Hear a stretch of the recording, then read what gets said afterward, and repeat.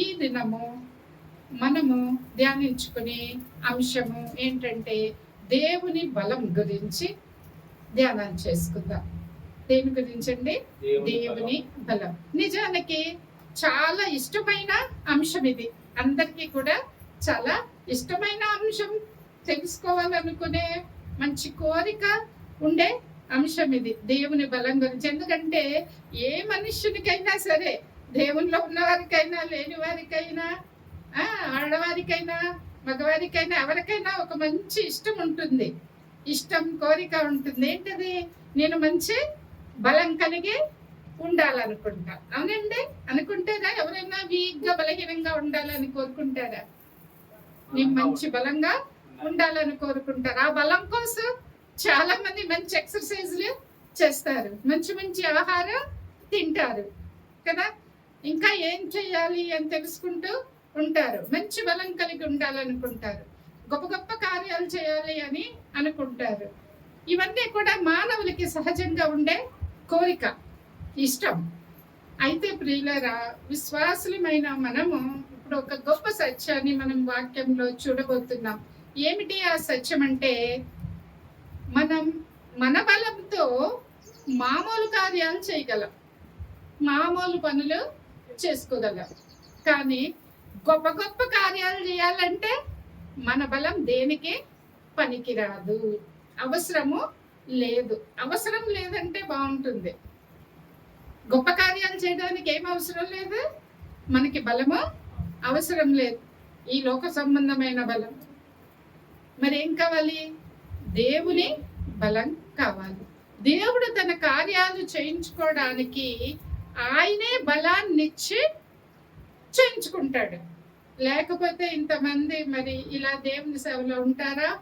ఇలా దేవుని సేవ అంటే ప్రీచింగ్ అనే తీసుకోకండి. ఎవరైనా సరే, ఒక భక్తుడు అంటాడు, మన జీవితమే 5వ సువార్త అంటాడు. ప్రతి బిడ్డ కూడా తన జీవితం ద్వారా దేవుని వాక్యాన్ని చెప్తున్నట్టే. ప్రతి బిడ్డ నోరిప్పి చెప్పబోయినా సరే మన జీవితం ద్వారా ఆయన సువార్తని మనము ప్రకటించాలి. అది 5వ సువార్త. మన వాక్యంలో 4 సువార్తలు ఉన్నాయి, మనం ఎవరు? 5వ సువార్త. కాబట్టి ప్రియులారా, దేవుని బలం, దేవుడు తన బలాన్ని ఇచ్చి గొప్ప గొప్ప కార్యాలు చేయించుకుంటాడు. మన బలంతో ఆయనకి అవసరం లేదు. మరి కొన్ని అవసరాలు ఉన్నాయి. మనలో ఉన్న బలం కాదు ఆయనకి కావలసింది. మరి ఏం కావాలి? మనలో ఏముంటే ఆయన బలాన్ని ఇచ్చి చేయించుకుంటాడు? మనలో దేవుని పట్ల ఆసక్తి ఉండాల, దేవుని పట్ల విశ్వాసము ఉండాల, ఆయన సన్నిధిని వెదికే వారముగా ఉండాల, ఆయన బలాన్ని వెదికే వారముగా ఉండాల. ఎప్పుడైతే అటువంటి మనస్సును, దేవుని ఆజ్ఞలు పాటించాలి అనే ఆశను మనం కలిగి ఉండాల, దేవుడు వాక్యంలో ఏం మాట్లాడుతున్నాడో తెలుసుకోవాలి అనే ఆసక్తి మనకి ఉండాల. అప్పుడు దేవుడు మనకి తన బలాన్ని ఇచ్చి వాడుకుంటాడు. ఒక చిన్న ఉదాహరణ చెప్తాను. చాలా మంది మంచిగా దేవుని వాక్యం చెప్తూ ఉంటారు, అందులో అస్సలు ఏమి చదువుకోని వాళ్ళు చాలా మంది ఉంటారు. అవునండి, మీరు చూసుంటారు. పర్టికులర్లీ ఇది వరకు మా చిన్నప్పుడు పాస్టర్స్ అంటే వాళ్ళు ఎవరేమీ చదువుకోలేదు, కానీ గొప్ప గొప్ప కార్యాలు చేశారు, దేవుని వాక్యాన్ని ఎంతో గొప్పగా చెప్తారు. మరి ఈనాడు మనం చూస్తాం, పెద్ద పెద్ద చదువులు, డాక్టర్స్, ఇంజనీర్స్, లెక్చరర్స్, పెద్ద పెద్ద చదువులు చదువుకుని ఉంటారు, మేనేజర్స్. చిన్న దేవుని వాక్యం మాటలు ఏం చెప్పాడు అని చెప్పమంటే చెప్పలేని స్థితిలో ఉన్నారు. అవునా కాదండి? ఉన్నారా లేదా? ఏంటి తేడా? ఇంత చదువుకున్నారు, చెప్పేయగలరా? చెప్పడా? దేవుడు ఏం చెప్తున్నాడు వాక్యంలో తెలిసి ఉండాలి అంటే మనకి ఆయన వాక్కుల పట్ల ఏముండాలండి? ఆసక్తి ఉండాలా. ఏముండాలి? ఆసక్తి ఉండాలా. ఎప్పుడైతే మనం ఆ ఆసక్తిని కలిగి ఉంటామో అప్పుడు దేవుడే మనకి చదువు లేకపోయినా మొత్తం మనకు అర్థమయ్యేటట్లు ఆయనే మనతో మాట్లాడి మనతో గొప్ప గొప్ప కార్యాలు చేయిస్తాడు. ఎందుకంటే ముందు వాక్యం చదవాలా, తెలుసుకోవాలా, అప్పుడే కదా మన వాక్య ప్రకారం నడుచుకోగలం. వాక్యాన్ని వినాలా, విన్న వాక్య ప్రకారం మనం నడుచుకోవాలా. అప్పుడే కదా దేవుని మార్గాల్లో మనం నడుచుకోగలం. దానికి చదువుతో సంబంధం లేదు, డబ్బుతో సంబంధం లేదు. మరి ఈ గొప్ప సత్యాలని మనం తెలుసుకోవాలి ఎప్పుడు కూడా. కాబట్టి ప్రియులారా, గొప్ప ఆసక్తి కలిగి మనం దేవుని బలంపై మనం ఆధారపడి జీవించే వారంగా మనము రక్షణ పొందిన మనము ఉండాలి. మరి ఇక్కడ దేవుని బలం గురించి మనం కొన్ని మాటలు వాక్యంలో నుంచి ధ్యానం చేసుకుందాం. ముఖ్యంగా ఇద్దరు భక్తులని తీసుకుందాం. పాత నిబంధన గ్రంథం నుండి ఒకడు, క్రొత్త నిబంధన గ్రంథం నుండి ఒకడు. ఉదాహరణలకి, ఎందుకంటే ఎన్నో వాక్యాలు ఉంటాయి దేవుని బలం గురించి. ఆయన ప్రవక్తలు దేవుని బలం గురించి ఏం మాట్లాడారు, హబక్కూకు ప్రవక్త ఎంత బాగా మాట్లాడతాడో, అలా ఎన్నో వాక్య భాగాలు ఉన్నాయి. కానీ మనము కొంచెం సమయంలో చెప్పుకోవాలి కాబట్టి ఇద్దరి గురించి కొన్ని మాటలు మనము ధ్యానం చేసుకుందాం. దేవుని యొక్క బలం గురించి వారు ఏ మాటలు చెప్పారు, దేవుని యొక్క బలం గురించి వారు చెప్పారు అంటే, మనం ఏదైనా చెప్తున్నాము అంటే మనం దానిని ఎక్స్పీరియన్స్ చేస్తేనే మనము చెప్పగలం. అంతే కదండి. మనం ఈ కూర చాలా బాగుందండి, ఆ రెస్టారెంట్లో ఫుడ్ చాలా బాగుంటుంది అని ఎప్పుడు చెప్పగలం? ముందు మనం అదే తినాలా, తిన్నాక మనకి నచ్చితే అప్పుడు ఇంకొకరికి చెప్తాం కదా. మనం లేకపోతే ఫలానా షాప్లో శారీస్ చాలా బాగుంటాయండి, చాలా చీప్ అండి అని చెప్తాం కదా. మరి అవన్నీ ముందు మనం ఎక్స్పీరియన్స్ చేస్తేనే మనము చెప్పగలం. అలాగే ఇక్కడ మనం ఇద్దరు భక్తులు ఎవరంటే, పాత నిబంధన గ్రంథంలో దావీదు, కొత్త నిబంధన గ్రంథంలో పౌలు గారు. వీళ్ళిద్దరి గురించి చెప్పిన కొన్ని మాటల్ని మనము ధ్యానం చేసుకుందాం. వీరిద్దరు కూడా దేవుని యొక్క బలాన్ని ఎక్స్పీరియన్స్ చేశారు. ఏం చేశారండి? దేవుని యొక్క బలాన్ని ఎక్స్పీరియన్స్ చేశారు. అది కూడా వాక్యం ద్వారానే మనం చూడవచ్చు.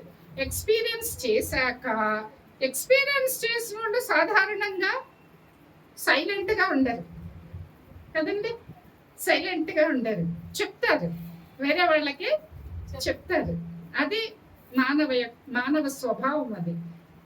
మరి పౌలు గారు, దావీదు గారు దేవుని యొక్క బలాన్ని ఎక్స్పీరియన్స్ చేశాక మరి మనతో చెప్తా ఉన్నారు. ఆయన బలం గురించి చెప్పి, మీరు కూడా ఆయన బలాన్ని గురించి, ఆయన బలాన్ని వెతకండి, మీరు బలవంతులై ఉండండి, మేము అలాగే చేశాము, మేము అవి అనుభవించాము, ఆయన బలంతో మేము ఎంత గొప్ప కార్యాలు చేశాము, కనుక మీరు కూడా అలానే ఆయన బలాన్ని వెతకండి, మీరు బలవంతులై ఉండండి అని మనకి బోధిస్తూ ఉన్నారు. మరి దావీదు గారి గురించి మాటలు మనం చూస్తే, కీర్తనలు 105:4, కీర్తనలు 105:4, యెహోవాను వెతుకుడి, ఆయన బలమును వెతుకుడి, ఆయన సన్నిధిని నిత్యము వెతుకుడి. చాలండి. యెహోవాను వెతుకుడి, ఆయన బలమును వెతుకుడి, ఆయన సన్నిధిని నిత్యము వెతుకుడి. ఇదే మాట మొదటి దినవృత్తాంతాల గ్రంథము 16వ అధ్యాయము 11వ వచనంలో కూడా ఉంటుంది. మొదటి దినవృత్తాంతాలు 16:11. యెహోవాను ఆశ్రయించుడి, ఆయన బలము ఆశ్రయించుడి, ఆయన సన్నిధిని నిత్యము వెతుకుడి. మరి ఈ మాటలు దావీదు గారు చెప్తూ ఉన్నారు. ఏమని చెప్తున్నారండి? ఆయన యెహోవాను వెతుకుడి, దేవుణ్ణే వెతకండి, ఆయన బలాన్ని వెతకండి, ఆయన సన్నిధిని నిత్యము వెతకండి. అది ఆయన సన్నిధిలో ఏముంటాయో మళ్ళీ అక్కడ ఉంటుంది. మొదటి దినవృత్తాంతాలు 16వ అధ్యాయంలో ఇంకా ముందుకెళ్తే ఆయన సన్నిధిలో బలం ఉంటుంది, ఆనంద సంతోషాలు ఉంటాయి, అన్నీ ఉంటాయి. ఆయన చాలా కీర్తనలో ఆ విషయము చెప్పబడింది కదా. అందుకే ఆయన సన్నిధిని వెతికితే మనం ఏం వెతికినట్టు? బలాన్ని వెతికినట్టు. ఆయన సన్నిధిలో సంతోషం ఉంటుంది, సమాధానం ఉంటుంది, ఆయన బలం ఉంటుంది, ఇవన్నీ కూడా ఆయన సన్నిధిలో ఉంటాయి. కాబట్టి ఆయన బలాన్ని వెతకమని దావీదు గారు చెప్తూ ఉన్నారు. మనం ఇందాక అనుకున్నాం, వెతకమని చెప్తున్నాడు అంటే ఆయన వెతికాడు, ఎక్స్పీరియన్స్ చేశాడు, దానితో ఆయన గొప్ప కార్యాలు చేశాడు. కనుకనే మనకేం చెప్తున్నాడండి, ఆయన బలాన్ని వెతకండి అని చెప్తా ఉన్నాడు. అది ఆయన వెతికిన ఆయన బలంతో గొప్ప కార్యాలు చేసిన సంగతి ఒకసారి మనం చూద్దాం. అందరికీ తెలిసిన సంఘటనే మనం తీసుకుందాం. మొదటి సమూయేలు గ్రంథము 17వ అధ్యాయము. మొదటి సమూయేలు గ్రంథం 17వ అధ్యాయము. 17వ అధ్యాయంలో మరి దావీదు గొలియాతుని చంపడం గురించి ఉంది. మనందరికీ చిన్నతనం నుంచి బాగా తెలుసు. మరి దావీదు సౌలు దగ్గరికి వస్తాడు. వచ్చి నేను చంపుతాను గొలియాతుని అని చెప్పినప్పుడు సౌలు ఏమన్నాడో తెలుసా? చూడండి ఆ మాట 17:33 వచనం. సౌలు ఈ ఫిలిస్తీన్ ఎదుర్కొని వానితో పోట్లాడుటకు నీకు బలము చాలదు, నీవు బాలుడవు, వాడు బాల్యము నుండి యుద్ధాభ్యాసము చేసిన వాడని దావీదుతో అనెను. ప్రియులారా, సౌలు ఏమన్నాడండి దావీదుతో? నీ బలము చాలదు అన్నాడు. నిజానికి దావీదు ఒక టీనేజర్ అయ్యి ఉండొచ్చు ఆ సమయంలో. అంటే చాలా చిన్న వయసు, బాలుడిలాగా ఉన్నాడు. మేబీ చాలా సన్నగా నాజూగ్గా ఉండవచ్చు.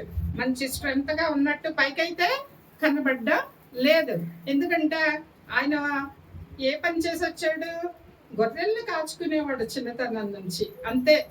ఆయన పెద్దగా ఏది యుద్ధాలు చేయడం అవేమి కూడా ఆయనకి తెలీదు. మరి అలాంటి దావీదు గొలియాతుని చంపుతానన్నప్పుడు సౌలు ఏమన్నాడు? నువ్వు బాలుడువు, నీకు బలము చాలదు అన్నాడు. దావీదు గురించి మనం జాగ్రత్తగా అర్థం చేసుకోవాలి. ఇప్పుడు ఎవరైనా ఒక స్టూడెంట్ ఎగ్జామ్కి వెళ్తున్నాడు అనుకోండి. ఎగ్జామ్కి వెళ్తున్నప్పుడు ఆ టీచర్ లెక్చరర్ అనింది అనుకోండి, ఏమని, నువ్వేమి రాస్తావురా ఎగ్జాము, నువ్వు పాస్ అవ్వవు అన్నారు అనుకోండి. ఎట్లా ఉంటుంది ఆ స్టూడెంట్కి? నువ్వు పాస్ అవ్వవా, నువ్వేం రాస్తావు ఎగ్జామ్ అన్నది అనుకోండి, ఎట్లా ఉంటుంది? నిజంగా పాస్ అయ్యే కెపాసిటీ ఉన్నా పాస్ అవ్వడం ఆ మాటలకే. అవునా కాదా? నిజంగా పాస్ అయ్యగలిగే స్టూడెంట్ కూడా పాస్ అవ్వడం, అలా ఉంటాయి డిస్కరేజింగ్ మాటలు అనమాట. మరి ఇక్కడ సౌలు ఏమన్నాడు? నీ బలము చాలదు అంటే దావీదు ఊరుకున్నాడండి. దావీదుకు తెలుసు తన బలంతో కాదు ఈ కార్యాన్ని చేసేది. ఎవరి బలంతో?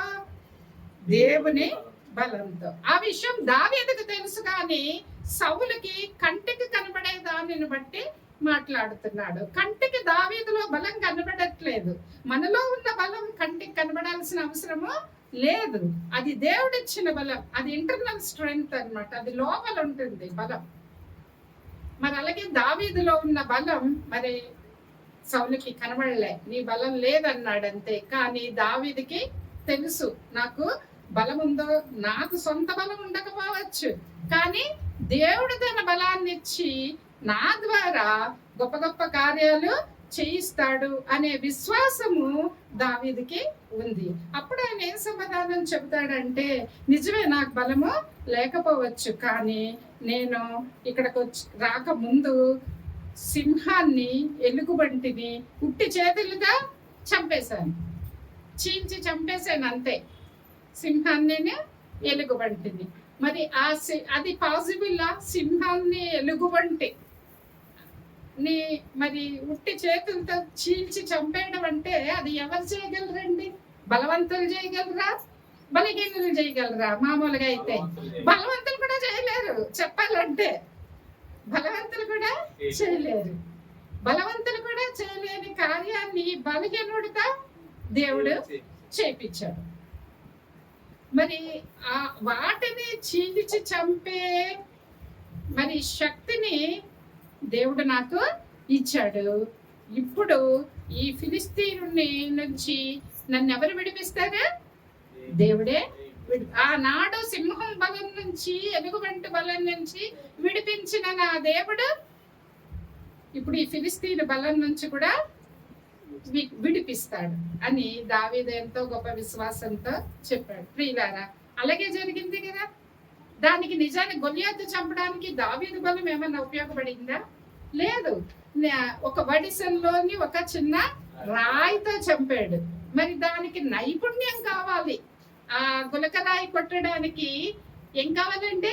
బలం కాదు దానికి కావాల్సింది. ఏం కావాలి? నైపుణ్యం. అది మంచిగా ఎక్కడ తగలాలో అక్కడ తగిలేటట్టు ఈ విలువిద్య అవి అంటారు చూసారా, ఈ బాణాలు వేస్తారు. వాటికి కావాల్సింది ఎక్కువగా నైపుణ్యం అన్నమాట. అది ఎక్కడ తగలాలో అక్కడ తగలాలి. ఆ నైపుణ్యాన్ని ఇచ్చేది ఎవరు? దేవుడు. కాబట్టి ప్రియులారా, మరి దేవుని బలాన్ని ఎక్స్పీరియన్స్ చేశాడు. అది మొదలు, ఇక ఇంచుమించు అది మొదటి జయం ఎవరికి? దావీదుకి. ఇంకక్కడి నుంచి వెనక తిరిగి చూసుకోవాల్సిన అవసరము లేదు. ఎంతో మంది శత్రు రాజ్యాలని జయించాడు. గొప్ప గొప్ప రాజ్యాలు, ఆ రాజులు ఎంతో బలవంతులైన రాజులు, వాళ్ళని జయించి మరి ఇశ్రాయేలుకి ఏ పని చేసి పెట్టాడు? వారి రాజ్యాన్ని విస్తరింప చేసి పెట్టాడు. ఏం చేశాడండి? దేవుడు అబ్రహాం గారికి వాగ్దానం చేశాడు, ఈ కనాను రాజ్యాన్ని ఇస్తాను అని. మరి పాలు తేనెలు ప్రవహించే ఆ ప్రదేశాన్ని ఇస్తానని వాగ్దానం చేశాడు. ఆ వాగ్దానాన్ని నెరవేర్చడంలో మరి వారిని ఐగుప్తు నుంచి విడిపించడం మోషే ద్వారా, తర్వాత యెహోషువ ద్వారా మొదట రాజ్యాలు జయించడం అన్ని జరిగింది. కొన్ని రాజ్యాలు ఇచ్చాడు. ఆ రాజ్యాన్ని ఇంకా ఎంతగా గొప్పగా విస్తరింప చేసింది మాత్రం దావీదు మహారాజు. అందుకే ఆయన అనేకమైన యుద్ధాలు చేశాడు. చేసి ఇశ్రాయేలు యొక్క రాజ్యాన్ని విస్తరింపజేశాడు. విస్తరింపజేసి దేవుడు తన వాగ్దానాన్ని నెరవేర్చడం అనే ప్రణాళికలో ఒక పాత్రగా వాడబడ్డాడు. దేవుడు తన వాగ్దానాన్ని నెరవేర్చే ప్రణాళికలో ఒక పాత్రగా వాడబడ్డాడు. అదండి మరి దావీదు అలాగా ఎన్నో మరి యుద్ధాలు చేసి జయాన్ని పొందుకున్నాడు. మంచి ముదిమిలో ఏ యుద్ధంలోనూ చనిపోలేదు దావీదు. ప్రియులారా, ఏ యుద్ధంలోనూ చనిపోలేదు. మంచి ముదిమిలో ఘనత ప్రభావము కలిగి ఆయన మరణించినట్లుగా ఉంది. అంతేకాకుండా సౌలు రాజు ఎంతగానో చంపాలని చూశాడు. దేవుడు పడనిచ్చాడా? పడనివ్వలేదు. దేవుని సహాయం లేకపోతే ఈజీగా సౌలు చంపేసిన, అది చాలా ఈజీ. కానీ దేవుడు కాపాడాడు అంతే దావీదుని. ఎవరిని ముట్టుకొని లేదు. సొంత కుమారుడే చంపేయాలని చూశాడు, ముట్టుకొని లేదు. దేవుడు ముట్టుకొని లేదు ఎవరిని, దావీదు ప్రాణాన్ని ముట్టుకొని లేదు. మరి అంత గొప్పగా జీవితాన్ని మరి జీవించడానికి కావలసిన శక్తిని, బలాన్ని దేవుడు దావీదుకి ఇచ్చినట్లుగా మనం చూస్తున్నాం. ఇవన్నీ ఎక్స్పీరియన్స్ చేశాడు దావీదు కదా. ఆయనకు తెలుసు నేనేంటి, ఇది చేయడం ఏంటి, ఈ కార్యం చేయడం ఏంటి, ఇది నా బలము కాదు, ఇది దేవుని బలము. అంత గొప్పగా ఎక్స్పీరియన్స్ చేసి ఇక సైలెంట్ గా ఉండగలడంటే సైలెంట్ గా ఉండలేడు. మనకి చెప్తా ఉన్నాడు, ఆనాడు ఇశ్రాయేలుకి చెప్పాడు, ఈ రోజు మనకి మరి దావీదు మాటలు మనం చూస్తూ ఉన్నాం. ఏమని? ఆయన బలాన్ని వెదకండి అని మనకి చెప్తా ఉన్నాడు. ఆయన బలాన్ని వెదకండి. కాబట్టి ప్రియులారా, ఆయన బలాన్ని మనం వెదకాలి. ఇంక దావీదుకైతే ఆయన బలాన్ని వెదకడమే కాదు, ఏకంగా దేవుణ్ణే ఏమని పిలిచాడు తెలుసా? నా బలమా అని పిలిచాడు. దేవుణ్ణి ఏమని పిలిచాడండి దావీదు? నా దేవ అలాగుంచండి. ఆయన్ని పిలిచాడు. చాలా పిలుపులు ఉంటాయి. ఏమని పిలిచాడు? నా బలమా అని పిలిచాడు. అంటే దావీదుకి తన బలం మీద ఎంత మంచి అవగాహన ఉంది అనేది మనం చూడొచ్చు. దావీదుకి తనకున్న బలం మీద ఎంత మంచి అవగాహన ఉంది. నాలో ఉన్న బలమంతా కూడా దేవునిదే, అందువల్లనే నేను చేయలేని కార్యము లేదు. మరి దేవుని బలంతో చేయలేని కార్యాలు ఉంటాయండి? ఉండవు. ఎటువంటి కార్యాన్నైనా చేయొచ్చు. కాబట్టి ప్రియులారా, అటువంటి ఎక్స్పీరియన్సెస్తో దావీదు మనకి మరి బలవంతులయుండుడి అని చెప్తా ఉన్నాడు. మరి ఇంకొక వ్యక్తిని మనం చూసినట్లయితే నూతన నిబంధన గ్రంథంలో పౌలు గారిని మనం చూద్దాం. పౌలు గారిని మనం చూసినట్లయితే ఫిలిప్పీలు రాసిన పత్రిక, ఆయన పరిచర్యను మనం గమనించినట్లయితే ఫిలిప్పీలకు రాసిన పత్రిక 4:13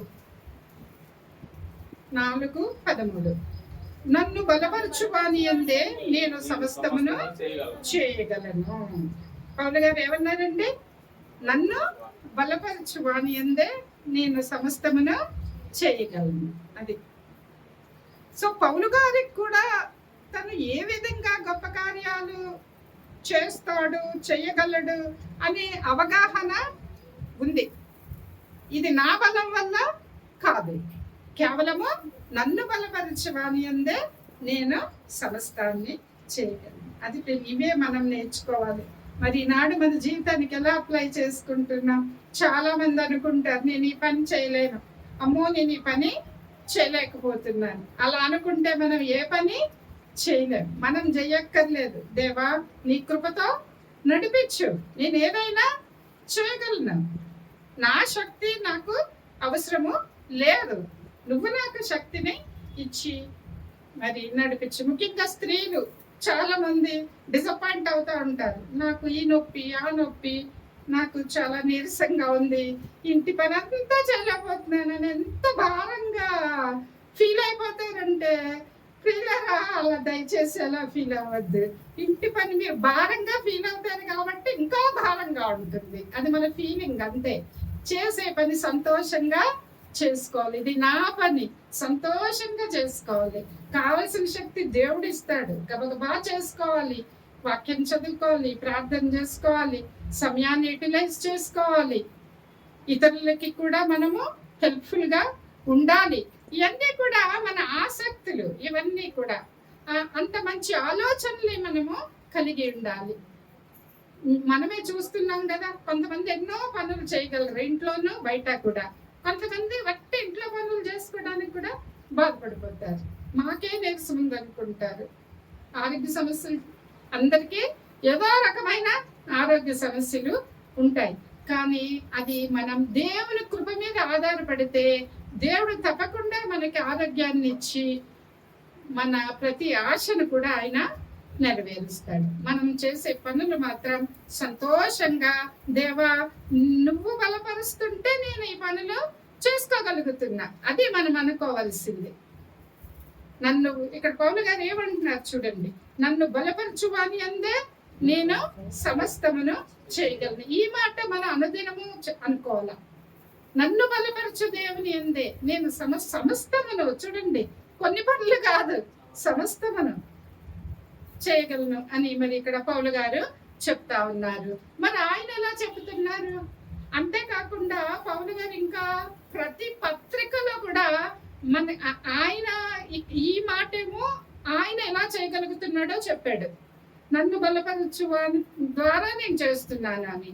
అంతేకాకుండా ఇంచుమించు ప్రతి పత్రికలో ఆయన ఏం చెప్పాడు తెలుసా? బలవంతులై ఉండుడి అని చెప్పాడు. ఏం చెప్పాడండి? బలవంతులై ఉండుడి. అది 1-2 వాక్యాలు చదువుదాం. మొదటి కొరింథీయులకు రాసిన మొదటి పత్రిక 16వ అధ్యాయము 13వ వచనం. మెలకువగా ఉండుడి, విశ్వాసమందు నిలకడగా ఉండుడి, పౌరుషము గలవారై ఉండుడి, బలవంతులై ఉండుడి. బలవంతులై ఉండుడి అని చెప్తున్నాడు. మనం ఆత్మీయంగా గొప్ప బలం కలిగి ఉండాలి, మానసికంగా గొప్ప బలము కలిగి ఉండాలి. మన చూపులు ఎప్పుడు కూడా శారీరక బలం పైన ఉండకూడదు, అదొక్కటే అవసరం లేదు. ఈ మన మానసిక బలంతో, ఆత్మీయ బలంతో మనము ఈ శరీరాన్ని మనము ఈజీగా జయించవచ్చు. కాబట్టి ఎప్పుడు కూడా బలవంతులైన అంటే ప్రార్థన ద్వారా పొందుకుంటాం మనం ఆ బలాన్ని. ఆత్మీయ బలాన్ని ఎలా పొందుకుంటామండి? ప్రార్థన ద్వారా, వాక్యం ద్వారా మాత్రమే మనం ఆ బలాన్ని పొందుకుంటాం. శారీరక బలం తిండి ద్వారా పొందుకుంటామేమో, ఎక్సర్సైజుల ద్వారా పొందుకుంటాం. కానీ ఈ ఆత్మీయ బలం, మానసిక బలం అనేది వాక్యం ద్వారా, ప్రార్థన ద్వారా మనము పొందుకుంటాం. ఆ బలంతో మనం ఎటువంటి కార్యాన్నైనా మనము చేయగలము. మరి అలాగే ఎఫెసీయులకు రాసిన పత్రిక 6:10 తుదకు ప్రభు యొక్క మహాశక్తిని బట్టి ఆయన యందు బలవంతులై ఉండుడి. ఎవరు బట్టి? మన బలం ఎవరు బట్టండి? ఆయన వల్ల మన బలం వచ్చేది ఎవరు బట్టి? ఆయన యొక్క మహాశక్తిని బట్టి, ప్రభు యొక్క శక్తిని బట్టి, ప్రభువు శిలువపై కాచిన రక్తాన్ని బట్టి మనము బలవంతులమై ఉండాలి అని మరి ఇక్కడ పౌలు గారు చెప్తూ ఉన్నారు, మనందరికీ కూడా బోధిస్తున్నారు. బలవంతులై ఉండుడి. మరి ఆయన ఎలా ఎక్స్పీరియన్స్ చేశాడు?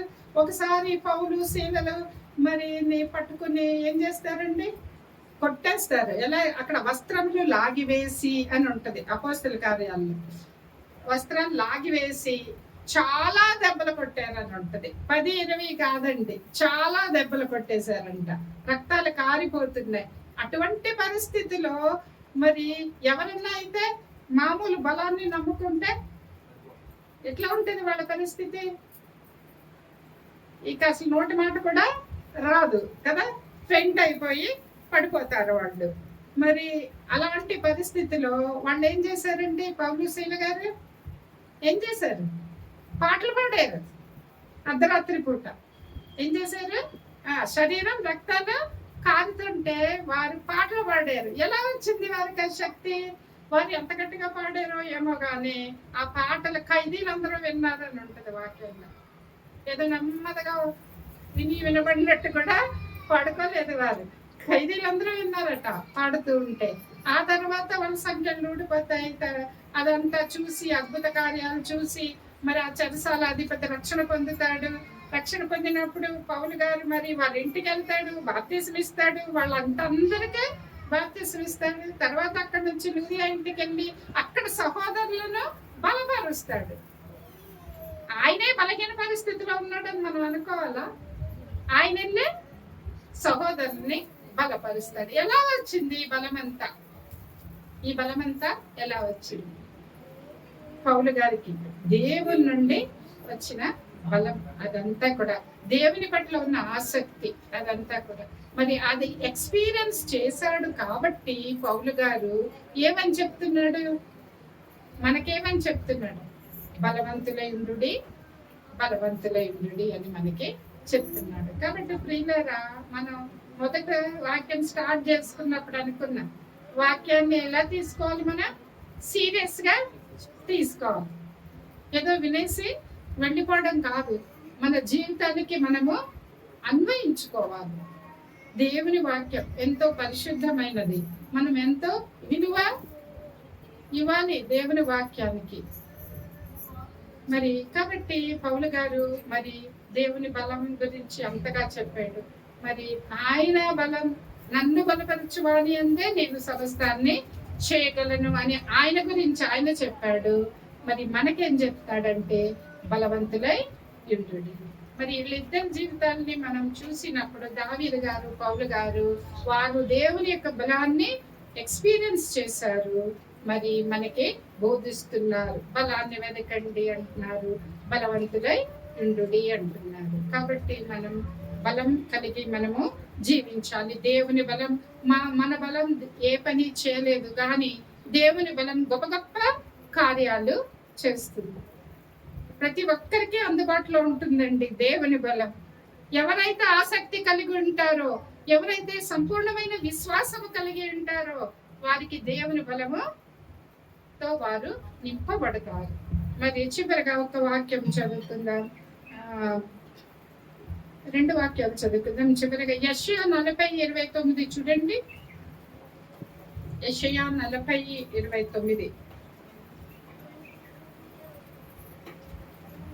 ఆయన అలసిన వానికి బలమును అనుగ్రహించును, శక్తి లేని వానికి బలమును విస్తరింపచేయును. వారికి బలం ఇచ్చేవాడు ఆయనే. అలసిన వారికి బలాన్ని అనుగ్రహించేవాడు ఎవడు? ఆయనే, దేవుడు. ఆయనే.